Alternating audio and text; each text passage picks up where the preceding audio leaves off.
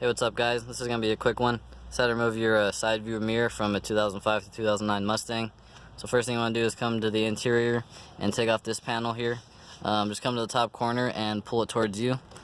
There's one clip here, and then at the bottom corner, pull it forward. There's one clip there. So go ahead and take that off.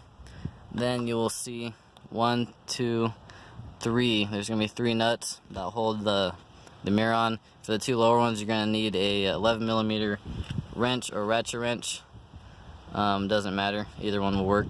Ratchet wrench will be a little bit quicker. That's if you still have your door panel on. If you have it off, it'll be real quick with a ratchet. I'll go ahead and get those off real quick.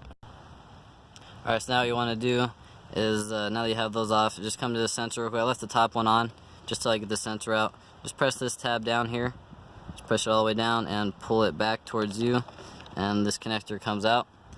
Then come to the top one and take it the rest of the way loose. I already broke it loose.